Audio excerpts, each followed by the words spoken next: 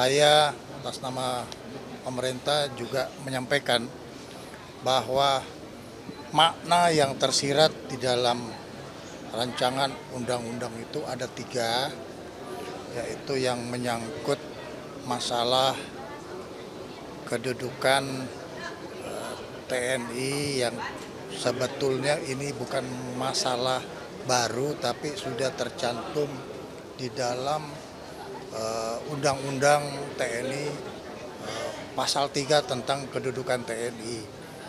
Yang kedua adalah rencana perpanjangan masa dinas aktif dari prajurit TNI mulai dari Tamtama sampai perwira tinggi. Yang ketiga adalah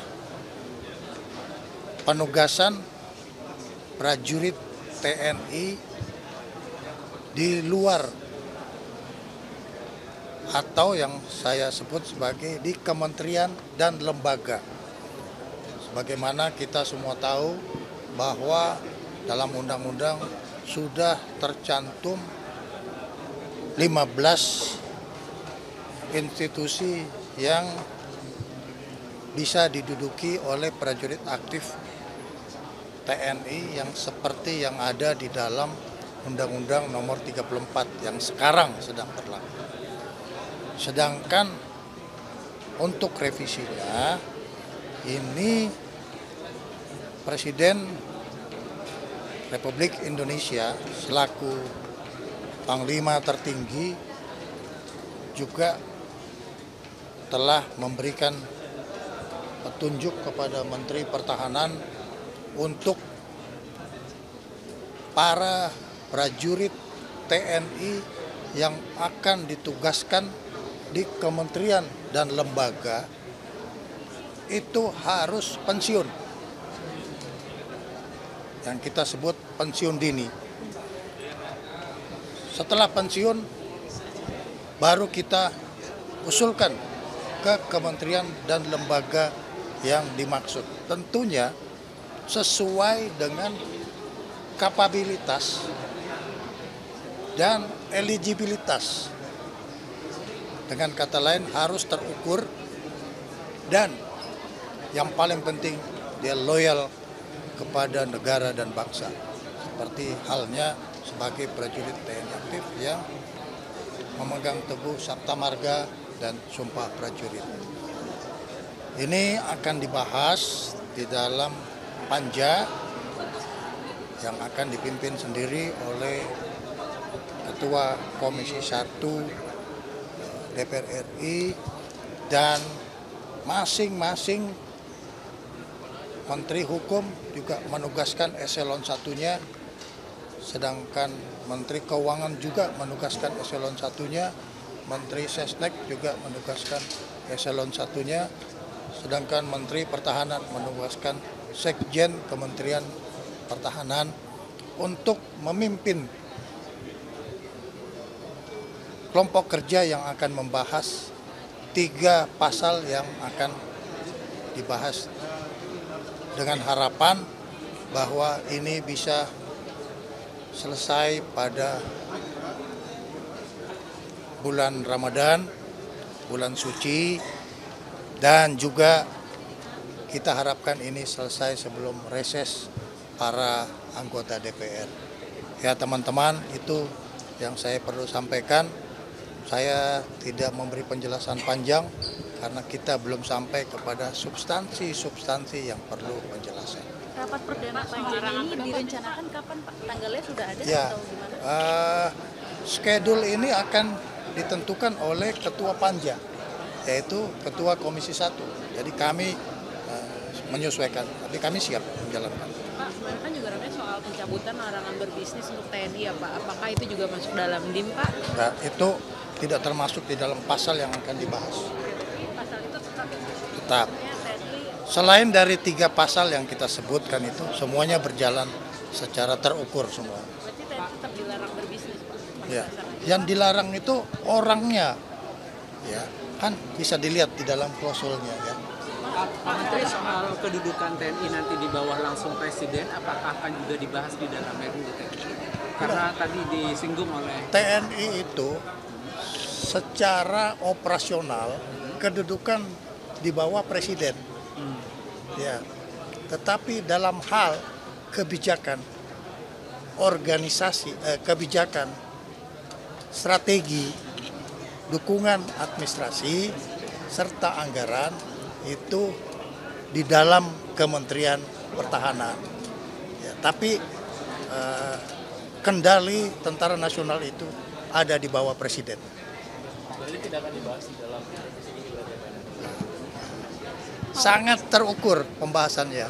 Jadi ini tidak akan ada sesuatu yang menimbulkan interpretasi-interpretasi. Baik-baik aja semuanya, ya. Pak soal Tetap di 15 lembaga kementerian atau Ya, ditambah? jadi ada 15, kemudian untuk jabatan-jabatan tertentu lainnya, itu kalau mau ditempatkan dia mesti pensiun. Diperluas di luar 15. Ya, Tapi harus pensiun gitu jadi ya Pak? 15 plus dia mesti pensiun. Artinya ya kalau Yang 15 itu tidak, udah jalan. 15 itu harus Ya. termasuk saya. Pak, kalau misalnya kasusnya tadi Mayor Teddy sekarang Elektrol Teddy yang sekarang jadi sorotan publik karena tidak pensiun. Masuk nggak dalam kategori itu? 15 sudah termasuk Bagaimana? Ya, kalau masuk di luar kategori itu, ya terkena. Harus pensiun. Ya, pensiun dulu, baru melanjutkan pekerjaan. Berarti Oke ya. Oke, terima kasih teman-teman ya. Terima kasih teman-teman. Ini banyak sekali pertanyaan kepada saya melalui WA yang saya itu khususnya dari teman-teman media ya. Jadi saya tidak bisa jawab satu persatu. Makanya pada kesempatan ini di kunjungan kerja saya di Puslapur, saya ingin menyampaikan supaya jawabannya bisa langsung ke semuanya. Ya. Jadi yang pertama banyak pertanyaan tentang revisi undang-undang. Saya juga bingung kenapa DIM-nya sudah berulang kali disampaikan oleh DPR belum sampai di sana, orang sudah pada ribut. Ada beginilah, begana lagi. Saya saja baru kemarin saya baru dapat. Ya, orang ini sudah ribut kemana-mana. Ya. Yang dipersoalkan, ya bukan yang dipersoalkan ada 2 undang-undang akan direvisi, yaitu tentang umur. Saya kira tidak perlu terlalu banyak dipermasalahkan. Silakan saja nanti kebijakan negara, bagaimana nanti kemampuan keuangan, bagaimana nanti kita diskusi jabatan di ketentaraan dan lain sebagainya. Setelah kita menyampaikan DIM, diskusi akan dilaksanakan besok. Yang kedua adalah mengenai kita bisa masuk ke kementerian yang lain. Ya. Jadi ini kan silakan saja didiskusikan. Apakah tentara harus alih status? Apakah tentara harus pensiun? Ya, jadi nggak usah diperdebatkan seperti ribut kanan kiri ke depan gitu, kayak kurang kerjaan. Ya, nanti kan ada forumnya, kita bisa diskusikan. Kalau nanti keputusannya dari itu seperti itu, ya kami ikut. Kami TNI, Angkatan Darat khususnya, kami akan loyal 100% dengan keputusan. Jadi nggak usah rame bikin ribut di media segala macam ini ya. Ini itu orde barulah, tentara dibilang hanya coba bisa membunuh dan dibunuh. Ini menurut saya otak-otak seperti ini kampungan menurut saya ya. Dibilangnya kalau tentara masuk ke KL, kasihan yang pembinaan karir. Ini orang waktu ada salah satu institusi masuk ke seluruh kementerian, nggak ribut ini orang. Apakah dia bekerja di institusi itu? Nah ini perlu media-media juga tanggap seperti itu. Ya, kita nggak ribut kok, cuma karena bilang bisa di KL. Kami karena melihat anggota-anggota Angkatan Darat punya potensi. Ya, silakan diskusikan. Apakah kami boleh mendaftar?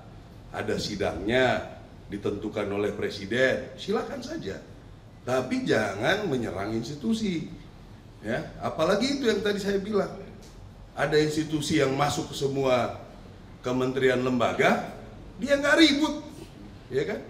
Nggak ada omongan sama sekali. Jadi kita patut curiga ini, dari mana dia? Agen asingkah? Apakah? Kita juga harus curiga dia ini seperti apa. Ya. Yang kedua, ngomongin tentang Letkol Teddy. Itu kan kewenangan Panglima, kewenangan saya. Ya. Ada orang yang sudah dianggap oleh Presiden bisa membantu, bisa mengkoordinasikan, kita kasih pangkat lebih tinggi. Apa masalahnya? Ya. Ada orang lah temennya tentara yang pernah di Papua. Siapa yang pernah di Papua? Berapa orang yang pernah penugasan Papua? Ya. Papua itu penugasan Papua yang bertempur betul itu mungkin nggak nyampe 5%. Yang lain di Papua pinggiran itu. Ya. Saya tahu percis. Jadi yang ribut-ribut kalau misalnya betul ada tentara yang komplain, kenapa ini duluan dia yang bertempur nggak naik-naik. Saya pengen tahu orangnya siapa. Betul nggak dia pernah bertempur? Ya, cek betul. Pernah perang nggak dia? Ya, biasanya yang nggak pernah perang itu yang bacotnya terlalu banyak. Ya, jadi itu kewenangan Panglima TNI. Masa kita mau diintervensi terus? Kami sudah baik-baik loh, bekerja profesional. Kalau memang diputuskan seperti ini, ya kami ikut. Diputuskan seperti ini, kami ikut. Hak kami, ya kami juga kadang-kadang sudah tidak diperbolehkan untuk jalan, kita ikut. Ya, kita tidak mengikuti pemungutan suara nih. Hak kita nggak ada. Karena apa? Karena dianggap masih rawan. Ya, itu makanya membuat undang-undang kita harus punya sendiri. Ya, bukannya kami pengen enak. Apa enaknya? Apa untungnya dengan bikin undang-undang sendiri di kalangan militer ya? Apakah kami hebat bisa melindungi gitu? Kami juga tidak mau punya misalnya anggota penjahat, nggak mau. Kita hukum juga, nggak ada. Saya jamin, ya anggota-anggota misalnya ilegal, kita pasti hukum. Ya, jadi ini yang ingin saya sampaikan supaya pada rekan-rekan media ini nggak bisa 100 lebih itu nanya ke saya. Jempol saya udah bengkak ini jawabinnya. Ya, tentang revisi undang-undang, ikuti prosedur. Ya, inisiasi dari DPR. Kita memberikan DIM, ya, daftar inventarisir masalah, diskusi dari segala bidang, kan udah dilaksanakan. Apapun keputusannya kami terima, ya. Jadi nggak usah berpikir kesana kesini kesana kesini. Justru ini yang ribut-ribut ini, tolong rekan-rekan media telusuri dari mana nih orang-orang, ya. Karena itu yang saya bilang, kenapa dia nggak ribut kemarin-kemarin? Kenapa tiba-tiba pas TNI mau masuk ribut? Ya, ini perlu diantisipasi juga seperti ini ya. Tentang Letkol Teddy itu kewenangan. Karena beliau sudah setingkat Seskap, sudah ada perpresnya Seskap di bawah Sesmilpres, ya, udah jelas itu. Sesmilpres itu semua tentara, polisi ada di situ. Tidak juga pangkat tetap nempel. Ya, ini perlu dijelaskan. Mungkin banyak yang belum mengerti. Terus kalau misalnya beliau kita rekomendasikan, kita kasih penghargaan karena seorang mayor bisa membuat presiden nyaman, membuat presiden bisa mendampingi dengan baik. Apalah Letkol itu, ya. Saya jenderal pun belum tentu bisa memfasilitasi beliau bekerja dengan baik. Jadi kami berikan itu, gitu. Panglima TNI memberikan, saya ikut melanjutkan itu dengan hasil diskusi kami gitu ya. Jadi itu kira-kira. Ada pertanyaan, usul, saran? Herman Sayuran dari Tujuan Opuraya. Di sini ada yang selama ini bahwasanya dari Pindad maupun PT PAL itu komisarisnya otomatis dari Kasau, dari Kasau. Iya. Kira-kira seperti apa itu untuk berikutnya? Iya, karena ini secara turun-temurun sudah kami diwariskan karena dominan produksinya adalah untuk pertahanan, khususnya di darat, begitu. Kalau yang di laut, PAL, ya berarti Kasal, sehingga bisa terarah apa yang harus direncanakan, gitu loh. Akan lebih mudah kan kita ngontrolnya. Jadi kita perlu senapan nih. Kita perlu mobil nih, kita perlu apa lagi yang bisa dibuat di sana. Kira-kira begitu, ya. Kita akan rampungkan sesegera mungkin agar dapat menjawab ketidakpastian hukum yang ada berkaitan dengan personel-personel TNI, akan tapi kan sikap dari Panglima jelas ya. Jadi pokoknya semua yang di dalam daftar itu bisa tetap menjabat sebagai perwira TNI. Bila yang di luar maka harus mengundurkan diri atau alih status. Setahu saya posisi Sekap ya itu di bawah Sekmil, dan Sekmil itu masuk dalam undang-undang. Jadi posisinya beliau masih sangat aman. Jadi saya mengucapkan terima kasih kepada Ketua Komisi 1 DPR RI dan seluruh anggota yang sudah menyetujui revisi Undang-Undang TNI. Sebenarnya sejak tahun 2024 sampai dengan sekarang Undang-Undang TNI itu belum direvisi. Kalau kita lihat perkembangan lingkungan strategis, semua ancaman dalam dan luar negeri yang kita lihat sekarang, sehingga membutuhkan TNI yang responsif yang menghadapi ancaman tersebut. Ancaman itu berupa dari dalam dan luar negeri, adapun bencana alam, sehingga TNI bisa ikut untuk mengatasi segala macam ancaman tersebut. Terima kasih.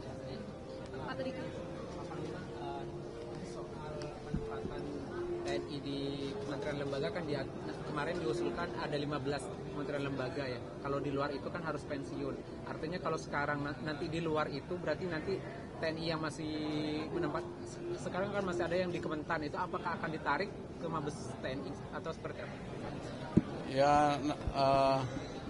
nanti kan apabila TNI aktif menduduki di kementerian lembaga akan pensiun dini, akan mengundurkan diri dari kedinasannya itu. Ya, dia tetap kementerian lembaga juga punya undang-undang tersebut, punya undang-undang yang dia menyatakan bahwa di situ ada posisi jabatan itu yang diduduki oleh TNI aktif juga, ada seperti di Kejaksaan Agung, di MA, kemudian BNPB, Polkam, itu dia punya undang-undang yang menyatakan bahwa jabatannya diisi TNI aktif. Dan Bulog itu Pak, apakah nanti akan ditarik lagi atau seperti apa? Bahkan kalau di 15 kali kemarin disampaikan nggak ada komentar ya Pak, jadi mungkin berarti harus mundur gitu ya? Ya harus mundur. Nanti akan mundur dari kedinasan aktif. Lagi soal tadi supremasi sipil tadi itu TNI akan menjaga supremasi sipil, apakah hanya dengan pembatasan penempatan panglima prajurit TNI aktif di atau ada? Jadi nanti tadi saya sudah jelaskan bahwa masa jabatan itu nanti akan kita atur semenjak dia dilantik menjadi perwira, nanti ada ikatan dinas perwira selama 10 tahun. Apabila dia masih kapabilitas, dia bisa melanjutkan ikatan dinas lanjutan selama 12 tahun. Di situ akan kelihatan bahwa apakah perwira tersebut memenuhi syarat untuk melanjutkan atau tidak. Yang tidak bisa pensiun dini atau ke kementerian atau lembaga.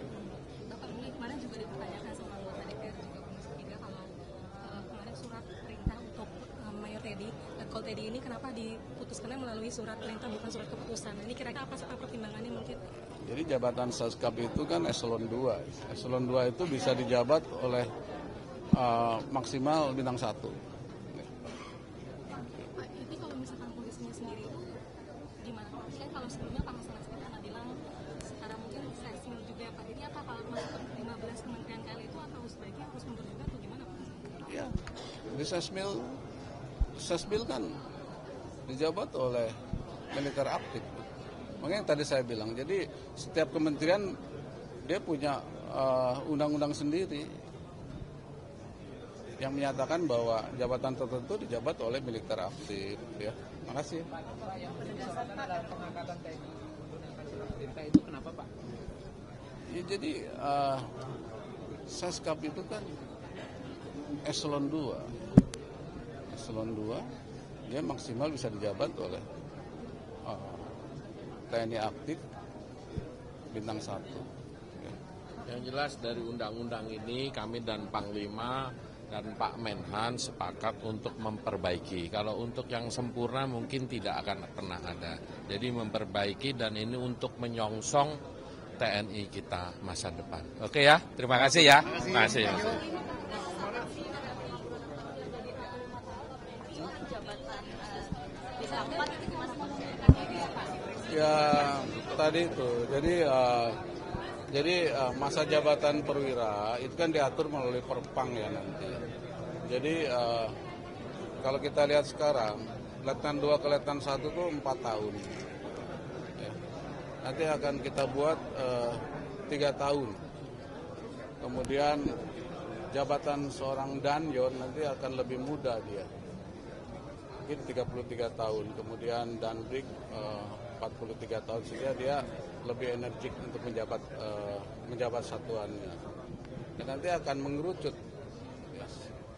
Piramida itu berlaku. Sekarang kan kubus, jadi usia 50-60 tahun itu masih efektif. Dan nanti akan kita seleksi untuk di kementerian dan lembaga. Pak Panglima, ini kan Seskap dan juga di Bengkulu. Oke, makasih. Assalamualaikum. Yang terkait dengan Letkol Infanteri Teddy Indra Wijaya, dapat saya sampaikan bahwa kenaikan pangkat Sekretaris Kabinet Saudara Letnan Kolonel Infanteri Teddy Indra Wijaya ini telah melalui mekanisme yang berlaku di TNI. Tidak ada yang menyalahi. Kemudian yang kedua, seperti yang telah disampaikan oleh Kepala Staf TNI Angkatan Darat, Jenderal TNI Maruli Simanjuntak, bahwa keputusan ini merupakan bentuk penghargaan atas dedikasi dan kapasitas Seskap dalam menjalankan tugas kenegaraan, serta merupakan kewenangan penuh dari Panglima TNI. Kalau dulu Seskap itu kedudukannya kan dengan Sesnek itu sejajar. Tapi yang sekarang dalam SOTK yang baru, kedudukan Seskap itu berada di bawah Sekretaris Militer Presiden, di mana isinya terdiri dari personel TNI dan Polri, termasuk juga di Seskap seperti itu. Jadi tidak ada yang menyalahi, karena aturannya memang sudah berubah semua. Kami memahami memang ada komentar-komentar atau perdebatan masalah ini, namun perlu diingat bahwa proses kenaikan pangkat dalam militer itu memiliki beberapa aspek pertimbangan, baik itu pertimbangan strategis, tidak hanya terkait dengan masa dinas dalam pangkat gitu, tetapi juga pertimbangan kinerja dan kebutuhan organisasi. Saya rasa itu cukup ya. Masalah puncak apa, tanya saja sama gubernurnya. Rekan-rekan media sekalian, terima kasih. Keterangan pers selesai. Wassalamualaikum warahmatullahi wabarakatuh.